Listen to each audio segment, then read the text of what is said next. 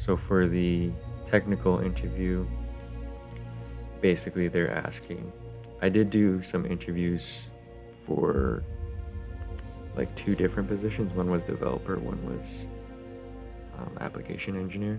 Do you think it has helped you over the years, 4 years, building more confidence? Even after 4 years, I think it's still hard. Partway through the speech, I actually ended up getting really faint. So I guess we have, every Friday we have a pi o'clock. Hello guys, today we have with us a Usask graduate who did his bachelor's in engineering physics and master's in atmospheric sciences and is currently working as a software developer in a top world company which is Siemens, a top German company. How did he landed his job there as a software developer while not having the strict computer science student background? What was the interview experience like? We also discussed a little bit about his childhood. We also asked him what are his future aspirations and what kind of things is he doing currently other than work. We also talked about his public speaking skills and improving leadership skills and much more. I hope you find this podcast helpful. So see you on the other side.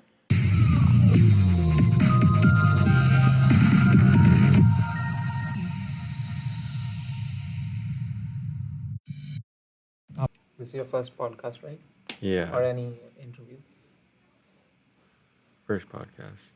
So Have you ever done anything before like this?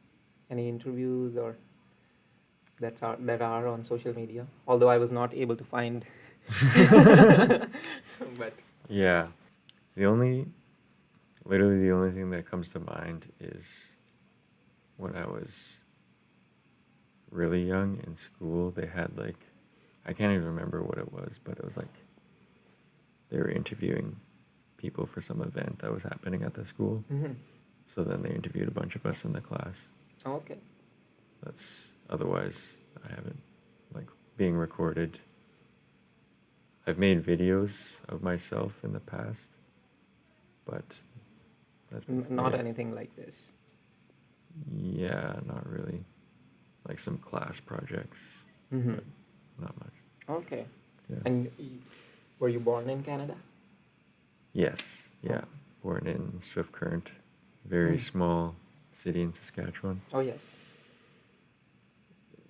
I think if it were anywhere else in the world, it wouldn't be considered a city, but in Saskatchewan it is. That's true, I guess. Yeah. Yeah. Saskatchewan is big, but the cities, some of the towns that are around, they are small. Yeah. But it's still growing, right? Yeah. How was it like living in Swift Current? Because when you were born there, right? Because it would not be as big as it is right now. It would be even smaller, I suppose. Yeah, that's true. How was it? It's funny because I went there last summer, and I was surprised how similar it looked to the last time I've been there. But I know that it does grow a little bit because the smaller towns nearby, people tend to move so every so often into the bigger areas, bigger population centers. But yeah, I think, I don't know, living there in my childhood, it was, I felt fortunate. I mean, to some extent, like, it doesn't matter as much where you live in terms of like family, friends. I think I had it good. So, and I say there was a pretty good high school. There's basically one main high school in the whole city, but it was like there's over 1,000 kids in there, and they had quite a few different programs like drama and music, and then practical and applied arts, so like woodworking, welding, stuff like that. So there's a lot of options, which I thought was nice. Which high school was it? It's called Swift Current Comprehensive High School. Okay, you studied there. Yeah. Until grade 12 or? Yeah, grade 9 to grade 12. Grade 9 to grade 12. Yeah. That's cool. And what subjects did you have there? Well, I took French immersion, so a lot of my courses were in French. Mm-hmm. And I did take band, so concert band. I played bass clarinet. And Still do then- it? No.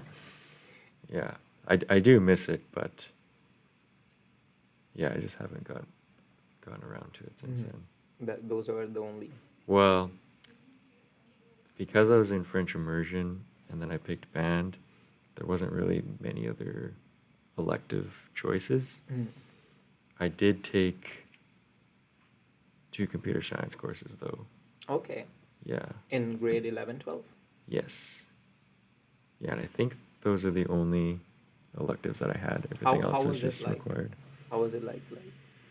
What do they teach you in grade 11, grade 12 here in computer science? Yeah, it was a while ago now, so I have to try to remember the details, but No, I mean like in general, what Yeah. languages do they expect you to use, or what actually do they want you to be doing? Do they give you assignments? Do they want you to be making something? yeah. So for the assignments, I remember doing a lot of flowcharts. Mm-hmm. For one of them, we were using, And these are computer science assignments? yeah, Mm-hmm. yeah, so flowcharts of like algorithms, Okay. just to get an idea of how those work. Mhm. And then Those are really helpful, to be honest. they are Yeah. helpful, yeah, yeah. At the time, it didn't feel like they were Oh, man. helpful, but Like even today, even though I'm in my last year of my bachelor's degree in computer science, sometimes to really understand things, I have to get the paper and pen right, and write yeah. it and visualize it, and then I'm able to see, okay. Yeah. Yeah, and I think for me,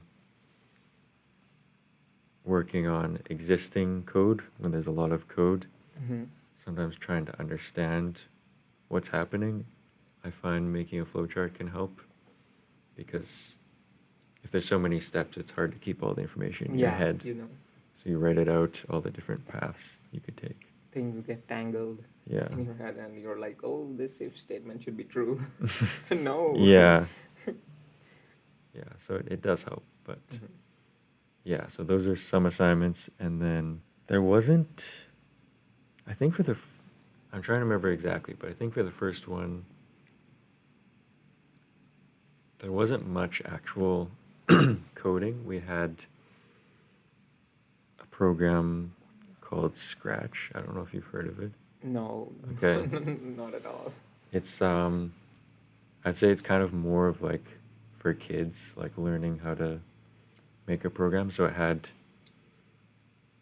was very graphical, and you'd have these like puzzle pieces that are kind of telling what the program's going to do. Mm-hmm. And then you just put the puzzle pieces together in some sequence, or I think you can even have like some kind of way of doing if statements. Mm-hmm. So it was like completely graphical, and then you'd be controlling maybe this character that could move around. Okay. So it was very basic, but I think it was good just to get a general idea of how to design Mm-hmm. things. And then I think in the second one, there was one, I can't remember what program we used or what language, but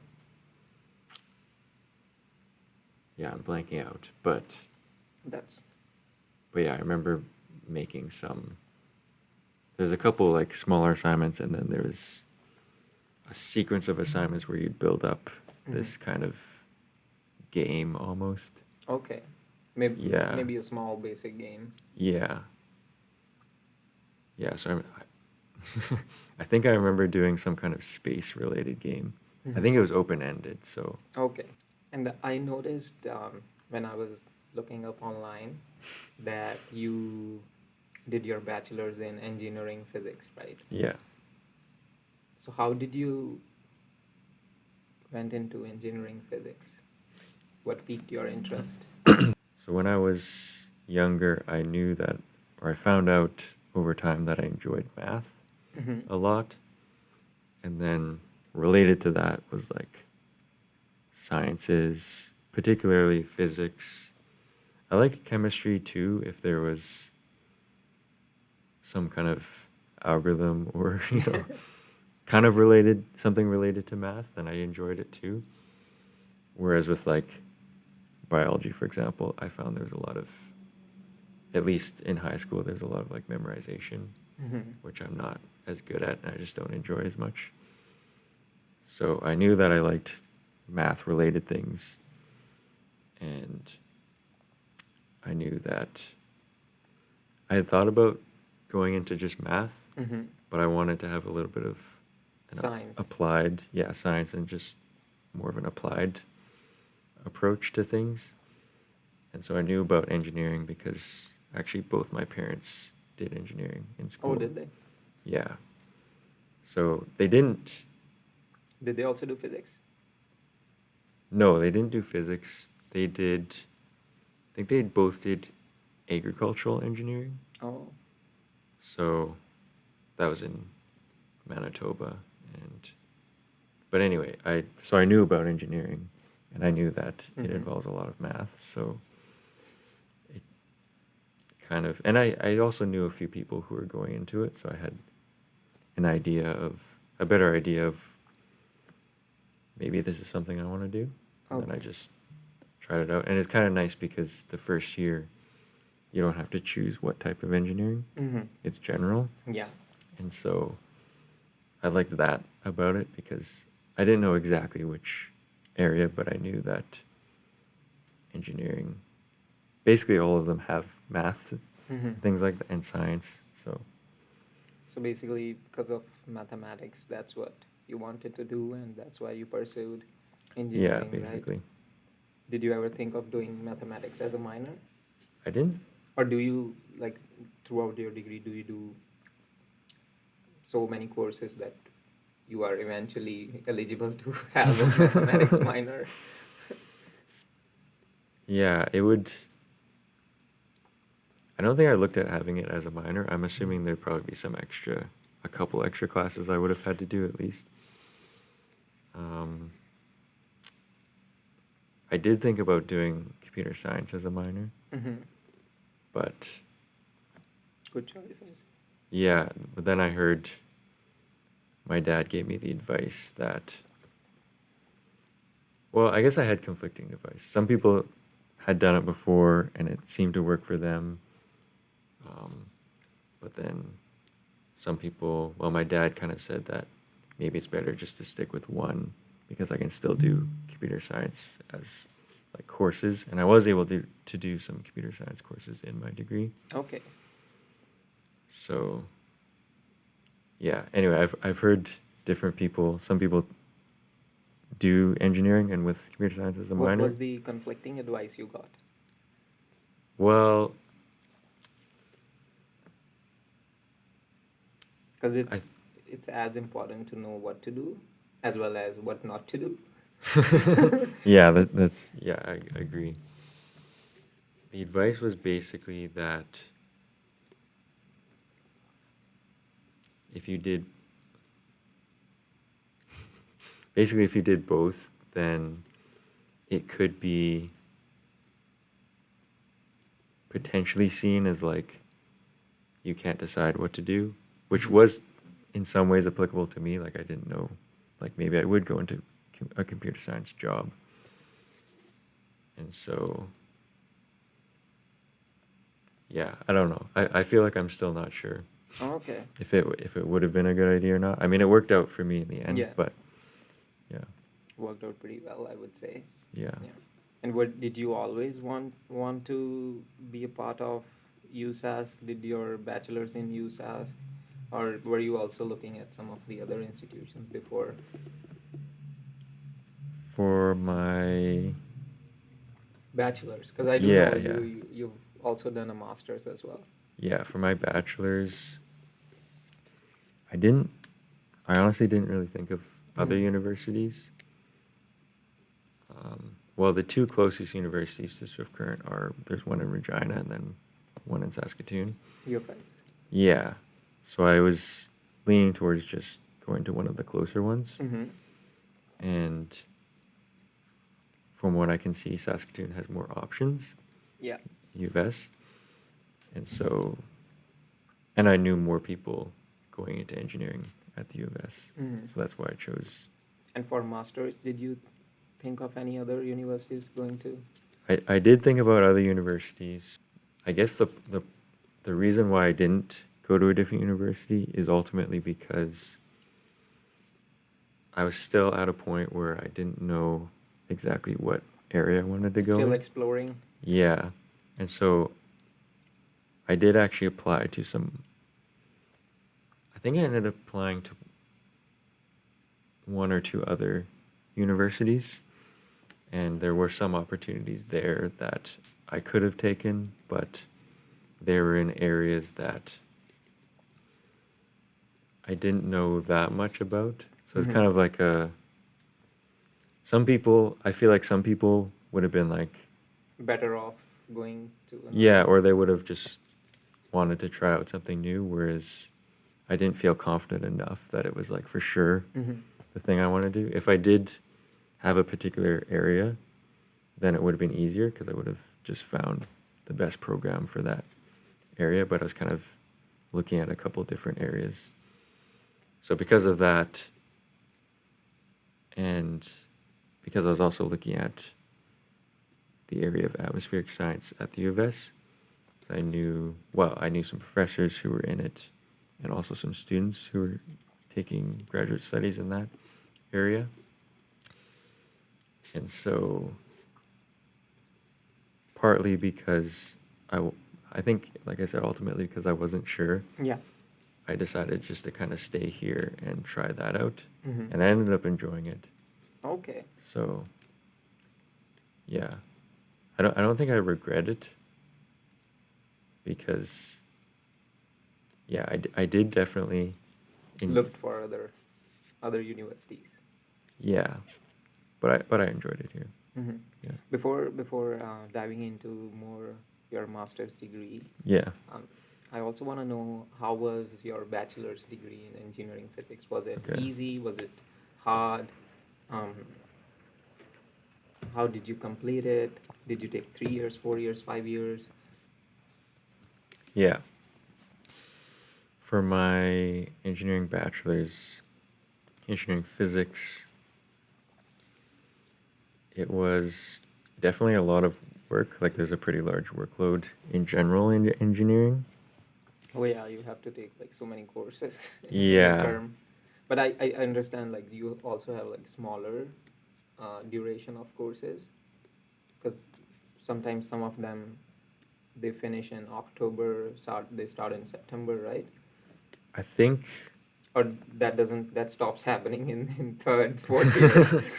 I think that's a new thing for Oh, okay. first year engineering. Oh, yeah. So I didn't do that. Yeah. Mine were just regular terms Okay, when I okay. went through. So yeah, so as I mentioned, the workload was Heavy. for like the engineering physics, like the other ones, is a 4-year degree, but in order to do it in 4 years, you need, when I went through at least, I think you needed at least 3 terms that were 7 courses, Mm-hmm. then all the rest were 6.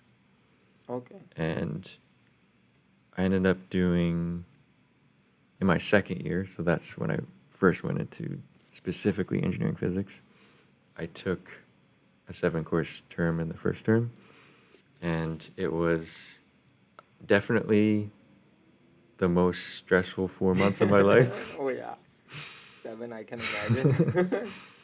Yeah, and then after that, I decided that, it doesn't really matter. I'm just gonna extend it a little bit so that I don't have to do that again. Yeah. Yeah. So I could go on about that, but but anyway, the point is, in the end, I ended up just taking 1 extra term, which helped quite a bit because then. Can engineering students do courses in summer to cover up, or? Yeah, they can do courses in the summer. I, at least for the first few summers, I wasn't in Saskatoon. And yeah, so I didn't really think about that as an option, but I ended up just taking an extra fall term at the end. Then it lightened up my other terms.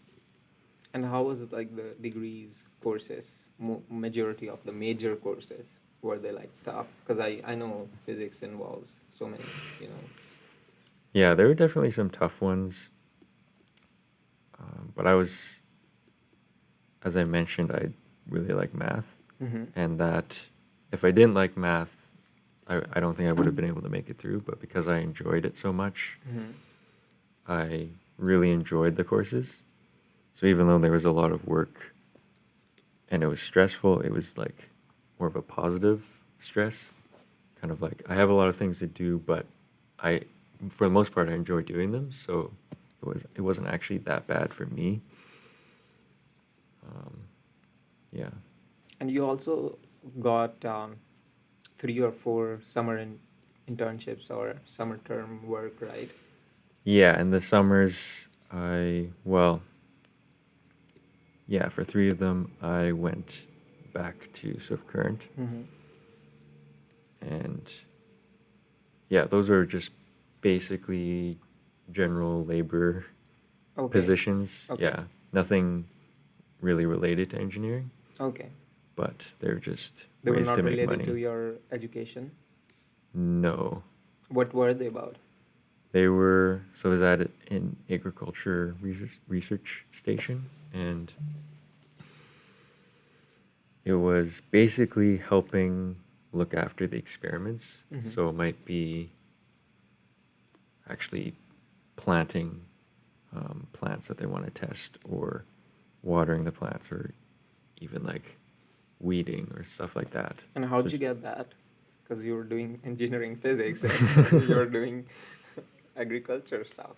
Yeah, well, I knew about the agriculture research station because my dad works there, and there's also quite a few.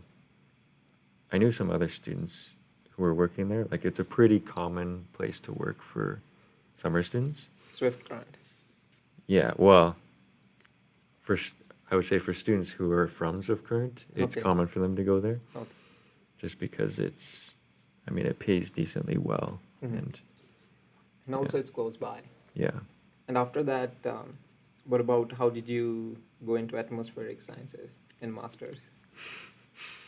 Yeah, as I mentioned, I knew some professors who studied, like, they were engineering physics. They're basically engineering physics professors. So they taught us quite a few courses. And so I knew about it from them. I also knew at least one person for sure I knew really well who was studying in that area. So I was able to talk with him as well as the professors to learn more about it.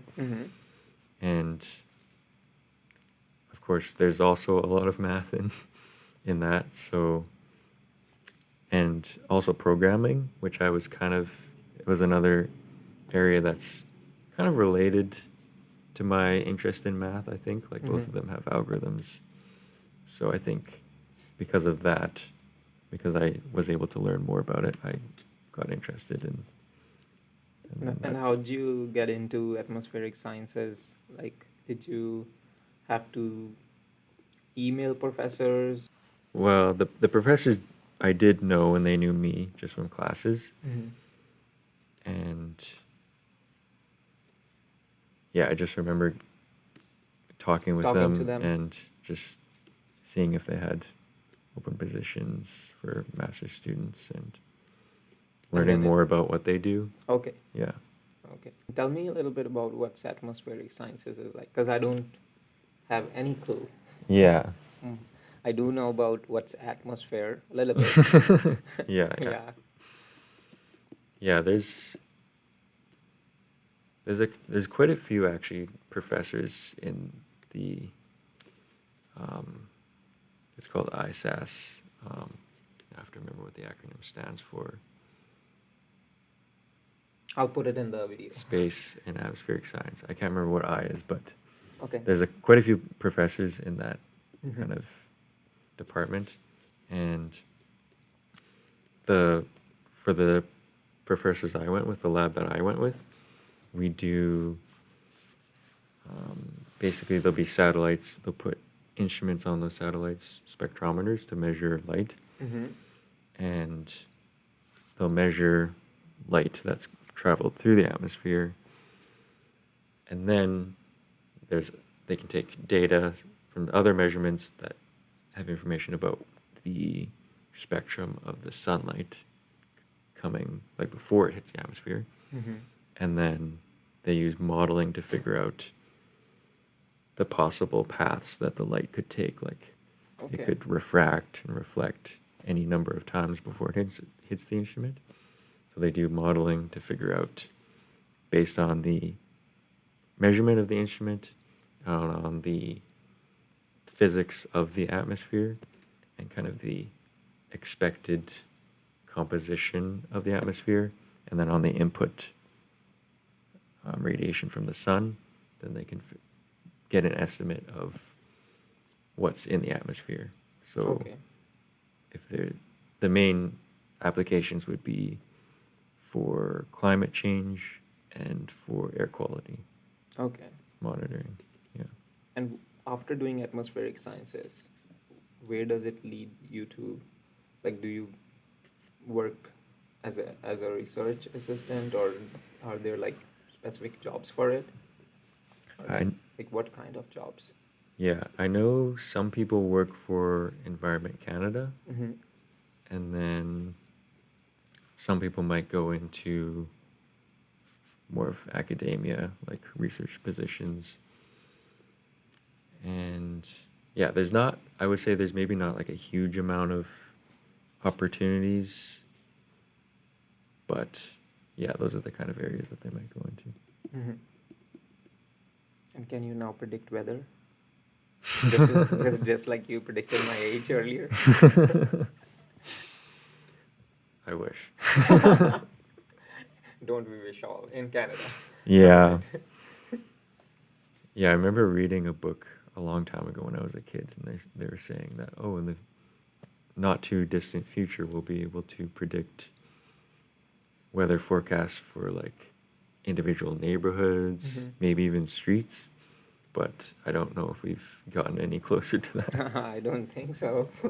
No, not at all. And you also worked in a group where you guys sent something to space, right? How was that? Tell us a little bit about it. Okay, so when I was working in the atmospheric science, this lab, there's a lot of.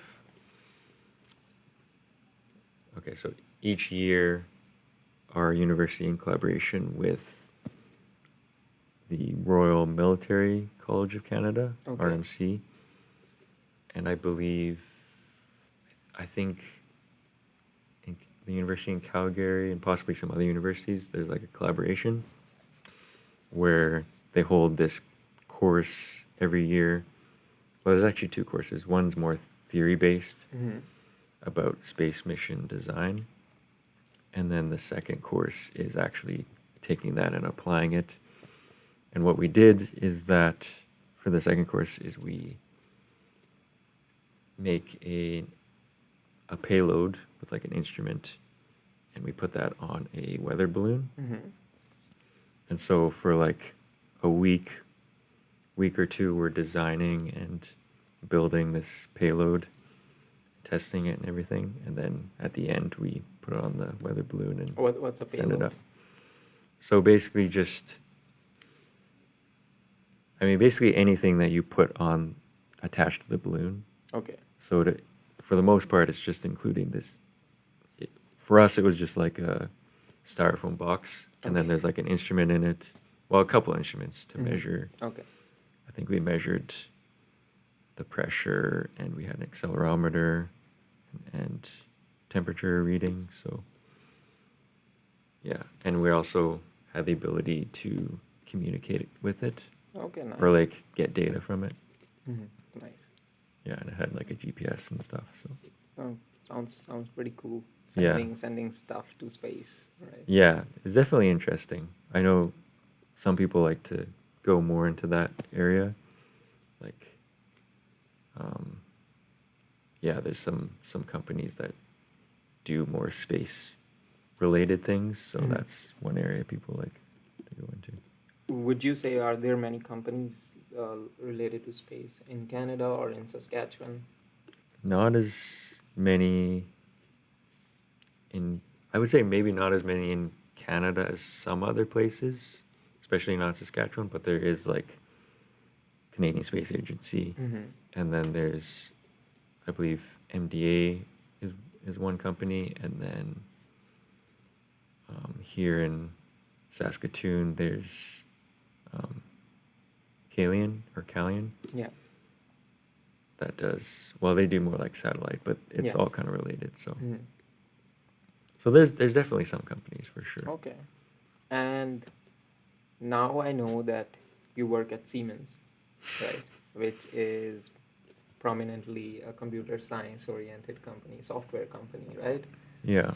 So you've done engineering physics. You started off with engineering physics and then you did atmospheric sciences. Yes. And then you're now working at this software company. How did that happen? Okay. Yeah. So there was one student in our lab, the atmospheric science lab that I was in, who also went to this company. And so through that, I was able to learn a little bit more about it. And he finished before I did. And then as I was approaching the end of my master's, Mm-hmm. he had started not that long before I was finishing. And so, anyway, he messaged we had like a group chat with all our graduate students. And he just said that they have a bunch of positions. You should apply if you're interested. And then I thought, well, I hadn't started looking for jobs yet, but I thought, well, I might as well just Yeah. start now. Give it a try. Yeah. So it was definitely fortunate that I knew him, so that I knew when they had the positions open. And then he was also able to, because he knew me, he was able to speed up the process a little bit. Mm-hmm. Like there's some kind of initial screeners that they probably could have skipped just because he knew me and he could. So you got benefit of knowing your friend, Yeah. and that allowed you to skip some of the pre-screening. Yeah. Okay. But do you know usually what is the like hiring process is like step by step? Yeah. Well, there's a couple interviews they'd be going through. And I mean, I also had to do Okay. interviews as well. But yeah, I probably had to skip maybe one interview Okay. potentially because of that. But otherwise, yeah, there's just a bunch of different interviews. Some are more technical, some are more just general interview style. So how was the interview like for you? What did they ask? Yeah, so maybe I won't give like No, too that's fine. much Oh, that's information, fine. but Yeah. We don't want to be giving the new interview candidates all the questions, right? yeah. But there's, so for the technical interview, basically they're asking, well, you have to send in like a code sample. Mm-hmm. Any code sample Yeah, of your writing? yeah, It can be anything. yeah. Okay. Yeah, and then you'll be asked some questions about that. So Mhm. obviously you'd pick something you know about and that What you kind can of talk about. questions do they, counter questions do they ask about your code? Well, the basically questions related to, like, if you know about the code, then you should be fine, kind of thing. Okay. Yeah, More like giving them an explanation of why you did it and how you did it yeah, and the different practices you used while writing code. yeah. Okay. Yeah, and then they have questions about, well, related to the programming languages that you'll be using. Mostly we use Python. There's some C as well. So they'll just be basic questions related to that. Okay. So do they ask you about the language you want to use, or they just ask you general questions that would be applicable to C, Python? I think it'll usually be related to the position that you're applying to. So for example, if the position is mostly working with Python, then it'll be more related to that. So it'll be in the description of the position. Yeah, it should be. What about the other interview? Like this is the technical one. Were there any other? Yeah, there was, well, I know there was like a general one about, I can't remember the details, to be honest, but it was kind of just like More general like questions about yourself. behavioral questions, Yeah, I guess. behavioral, yeah. Okay. Yeah, and I did do some interviews for like two different positions. One was developer, one was application engineer. So for the application engineer one, that's like talking with customers. And so there are questions, kind of more behavioral questions, I think, related to that. Okay. Yeah. And what languages do you guys, what tech programs are you guys working? Like, do you work in Siemens? I mean, you've mentioned that you use Python. Yeah. That's all. Yeah, so yeah, I pretty much just use Python, and most people are mostly just using Python. And like the lower level stuff, if you go into that, you might be doing C. There's also a different teams might have different programming languages. So there's one that uses a Lisp related programming language. Okay. But mostly it's just Python. Mostly it's Python work, and it's libraries you would be using, right? Yeah. Any common libraries that is used mainly by you? Well, I mean, you see like these are the ones that you use normally. Yeah, I mean, NumPy is a common one. Panda. Yeah, Panda sometimes. Yeah, otherwise mostly just the basic ones. And then of course we have our own code on top of that. Okay. And would you say, like you mentioned that you've done some of the courses of computer science at Usask. Yeah. Would you say the work that you're doing at Siemens, how much is it more difficult, or how much is it similar to what you learn or do at university? Yeah. I didn't do too many computer science courses. Which ones did you do? Well, there was a lot of required engineering ones that happened to have computer programming, and then I did take, in my master's, I actually took a artificial intelligence course. So it has Python. Yeah, that used Python, yeah. And then earlier in the degree, there's a general programming one, which we did C++ for. I think now they do Python, but when we did C++. And then there was also one where we did another engineering one where we used C programming a microcontroller. And yeah, anyway, I think those were the computer science related ones. How similar do you have found them to be in your work? Is it like the level of difficulty has increased considerably in your work, or is it really, really relevant to what you do at university or what you learn at university? Yeah, I think in some ways it's hard to compare because they were quite a bit different. Okay. Oh yeah, and I did also do a lot of programming for my master's project. Mm-hmm. So I feel like and that was in Python, so I feel like that was for me, that was the most applicable Okay. because it was the same programming language Mm-hmm. and using like some of the packages, so I had some idea of how to do things already. But then obviously with the company, obviously there's a lot more code that you're Dealing with. Yeah, more complexity, and so obviously that's like probably the main difference. What was there any like new skill that you had to work on or acquire after joining Siemens? Because when I did my internship at Canadian Light Source, Mhm. because so they also had a pretty big code. I would say 25,000 or 30,000 number of lines if I had to quantify it. Mhm.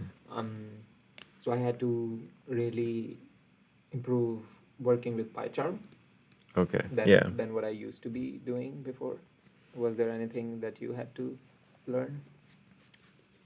Yeah, there's quite a bit of things that are similar. I mean, one thing I think that's mainly different is that the courses that I did do,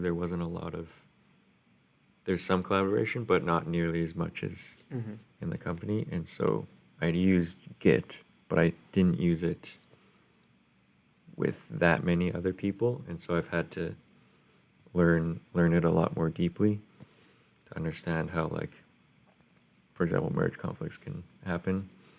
So I think that was one thing that I had to learn. And then,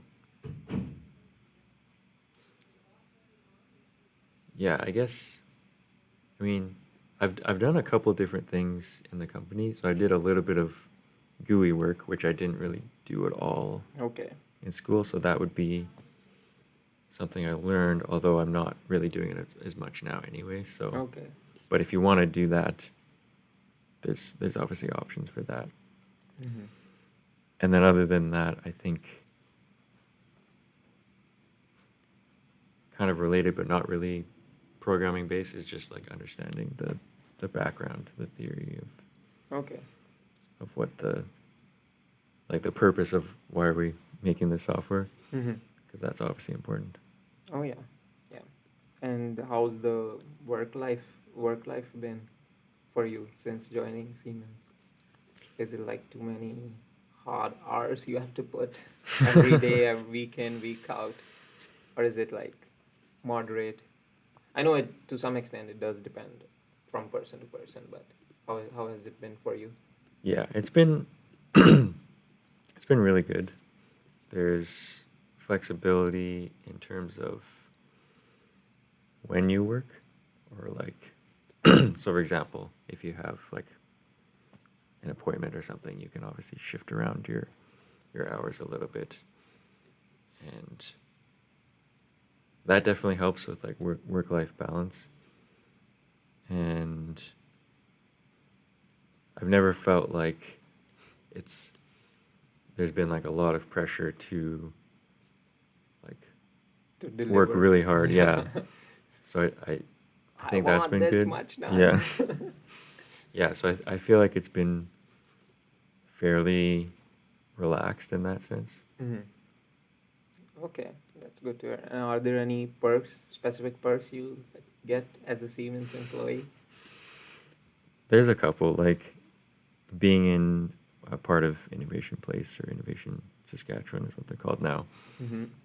It's a nice place. Yeah, there's a lot of facilities, like there's a gym Mm-hmm. that you have access to. There's some nice outdoor spaces, and they have events every so often, or like seminars that you can join if you're interested. And those are paid for. Yes. Well, yeah, most of them are Paid for. free, yeah. Yeah. So, and then also, I guess we have every Friday we have a Pi o'clock. Okay, So what's that? So at 3:14, we go out to a space, Boffin Gardens. Yeah. We go there at Innovation Place, and basically just a way to socialize a little bit more with our fellow employees. And once a month, that's open to everyone else in Innovation Place. Okay. So then you can also meet other people as well. Like the public can come as well. You mean Well, once a month? people from Innovation Place. Just innovation. Yeah, there are some that are open to people, I think. Like at least there's some for students Okay. that they encourage them to come. Yeah. Oh, nice. And I know that your friend got into Siemens and then you followed on after that. Yeah. Did you also think of joining some of the other computer science companies or options that are out there? Like Google, Microsoft. Yeah, well, I did know about Callian, so that was kind of an option that I had thought about.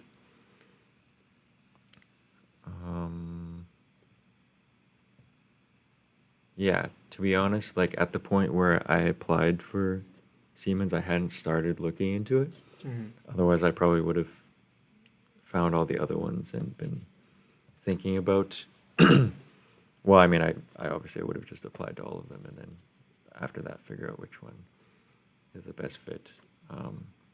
So I didn't look too much into the other ones before I applied for Siemens, and so, yeah. I know, so the next thing I'm gonna ask, I know it's people find it sometimes rude, but I'm gonna still ask it. How much do they pay you as a new software developer at Siemens? Right. Because it's important. It's one of the best perks. Yeah.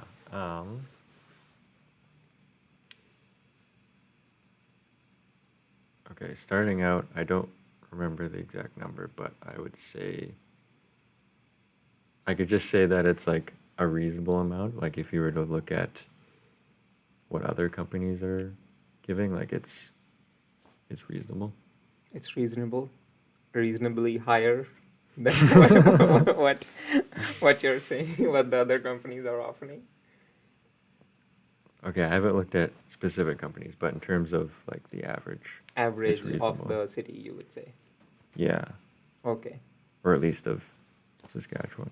Okay. Yeah. And so if you would have to like buy a house or if you would have to buy a car with your yearly salary of Siemens, which car would you choose or go for?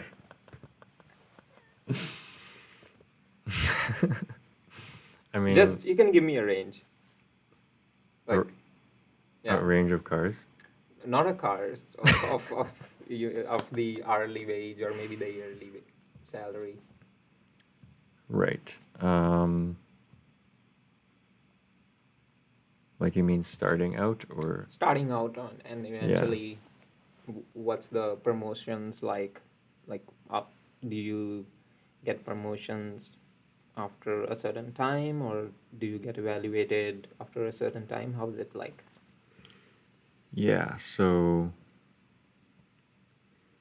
starting out, I believe it's like between, I'll say, 50 and 70,000 a year. And then there's like annual reviews, performance reviews. And then, of course, if you stay, usually there's promotions. So. Okay, so there's does the reviews happen yearly only, or they happen after 6 months? Well, there'd be more at the beginning, just because you're starting out. Like you'll be talking a lot more with your supervisor, I would say. I think that's probably normal. And then, I think you should be doing that. yeah, it's definitely good. And then after that, like there's one main performance review each year, but then you might go over it depending on what your supervisor decides. Like with mine, we go over it at least one other time throughout the year, just to make sure we're on track for the goals we want. Okay. And did you have, like, when you were starting out at Siemens, did you have any onboarding project, or they straight away took you into? There's definitely onboarding. They have a pretty good system figured out. They have basically there's a couple people that you'll be working with a lot at the beginning, and they'll teach you the basics of like the background of, you know, why do we have the software kind of thing, and then more specific skills like our particular team, how do we deal with like tickets for assigning tasks, like how does the flow work for that. And you also have a mentor, Okay. or at least one mentor, usually two, Okay. that will help you out for the first at least few months, depends on the person. So you have, and it also depends on who your mentors are, how often you'll meet with them, but often you'll meet like the beginning once a day kind of thing, just to make sure that you're on track and you can get help if you need it. And for tickets, do you use Confluence, ZenHub? We use Jira. Jira? Yeah. Okay. Okay, that's nice as well. Yeah. Yeah. That's how you mean the software developing tickets, you mean? Right? Yeah. Okay. Okay. And other than that, is it mainly remote work, or is it a hybrid, or you have to work in the office, or they give you like choice? They give you choice. Okay. Yeah. So, Which one do you prefer?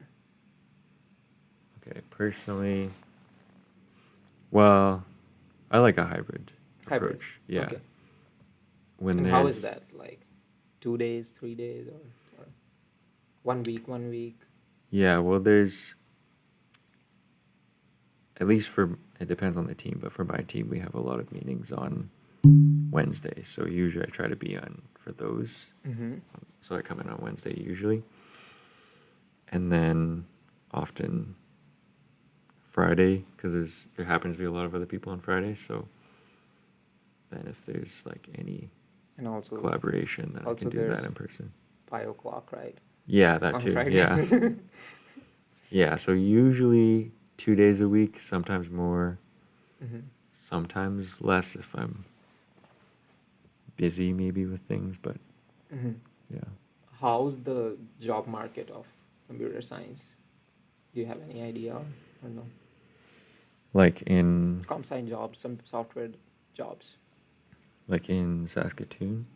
In Saskatoon, Saskatchewan, or if you had to like say, okay, this is the place where there's like more jobs of this field, Yeah. even in Canada. Yeah. Because I was talking to my friend, and he was mentioning to me that it's Quebec. I just wanted to know, what do you think? Yeah, I haven't looked too much around.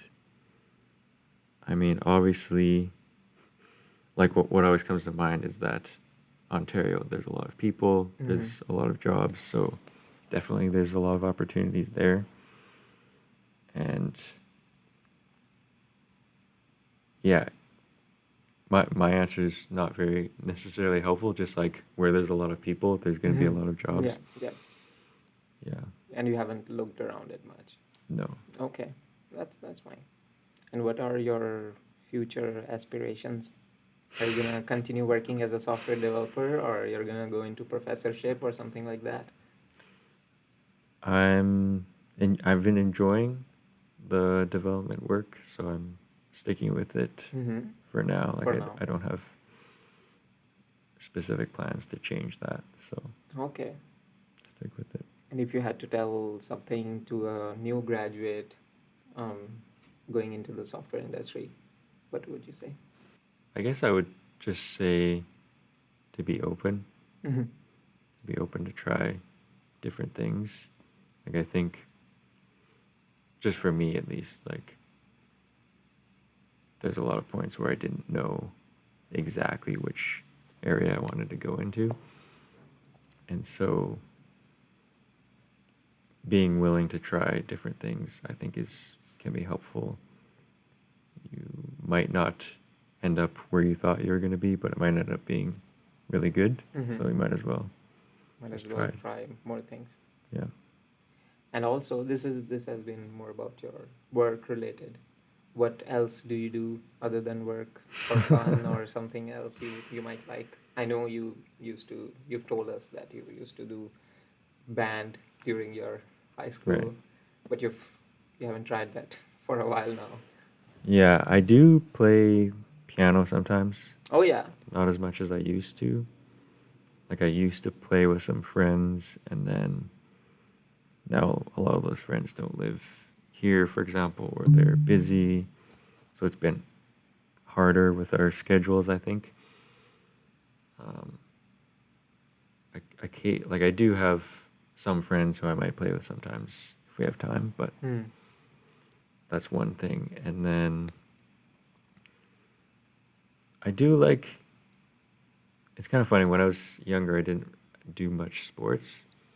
I think I was never that good. Mm-hmm. And so if you're the one who's not as good, then it's not as fun. But nowadays, like, I've been able to have opportunities to play with people who are like similar levels as me, and then I've actually enjoyed it. Okay. So I've played some It tennis. gets competitive. Well, I would say it's less competitive. Okay. It's more like chill, just relax kind of thing. Okay. So I like that. Mhm. I've played some tennis, badminton. You play badminton? Not that much, but Maybe we a should couple play times. sometime. Yeah, sure. Because I used to play badminton in my childhood, and Okay. we can do it like in the university. Yeah, They that'd have be nice. badminton Yeah. courts. Yeah. What else? Those are the main ones. I played squash a few times with someone. There's also a squash court actually in Innovation Place. So Oh, nice. yeah, I know there's also some in the university too. Mm-hmm. Yeah. Yeah, innovation has several things. Yeah, it's pretty good. There's a Tim Hortons as well, right? Or Or is it closed now? I don't think there is No? right now. Okay. Yeah, there might have been before. Like I joined when there's still like restrictions and Mhm. everything. I feel like they may have changed Okay. things a little bit. Mm-hmm. And you also do Toastmasters, right? Yes. And how's that been for you? And you're having one of the executive roles in a Toastmasters club. Yeah, I joined 4 years ago, and I didn't initially think that I'd be doing like leadership positions. I did it just to gain confidence and have more opportunities just to practice Mm-hmm. speaking. But after joining and working on that, I've had some opportunities to be like a leader, which I think is definitely a useful skill. Mm-hmm. Like you never know when something might come up or an opportunity where you could take on a role, and then having some experience with that, I think, is good. Yeah. And do you think it has helped you over the years, 4 years, building more confidence? Is it improved?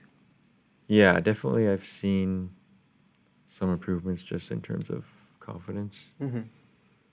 Yeah, like, I mean, it's always been, for me, like, especially public speaking has always been a tricky thing. Like, something that just, I think some people, it might come naturally, but for me, not so much. So, from the... Not me.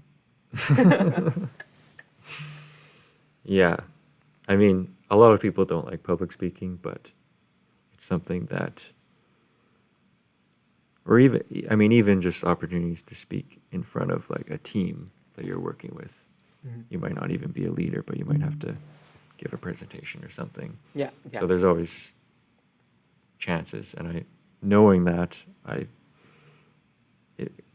put a value in being able to practice in like a safer environment, like Toastmasters. There's no obligation to like do really well. It's not like, It's more like a win-win. yeah, Yeah. and everyone else is there for the same reason, so they're supportive. Yeah.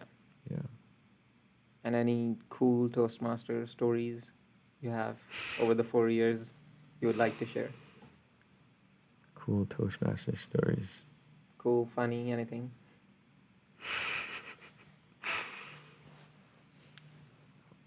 I don't know. One that comes to mind is just, I remember one meeting where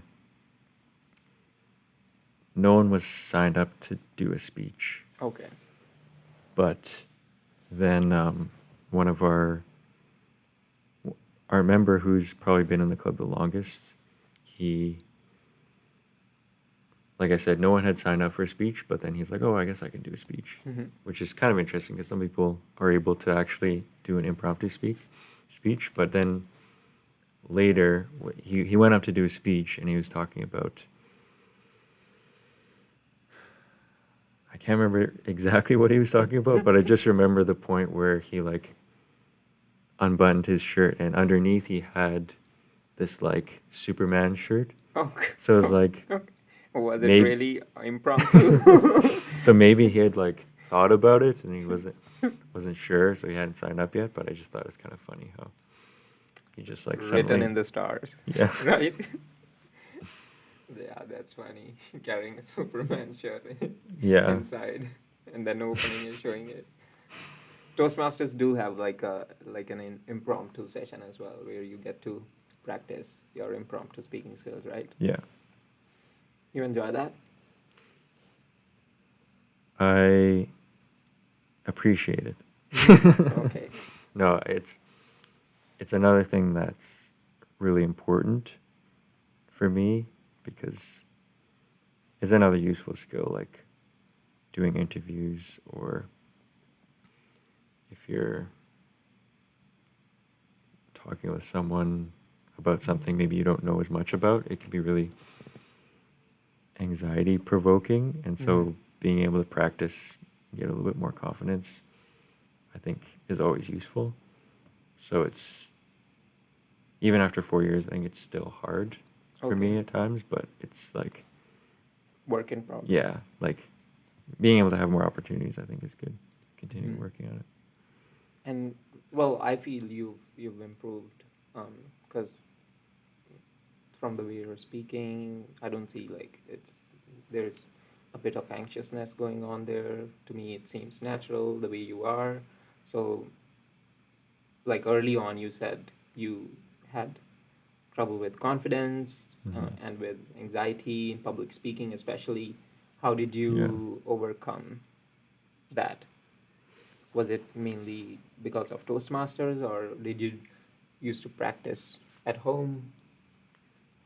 Yeah, like, well, I remember there's at least one experience when I was younger where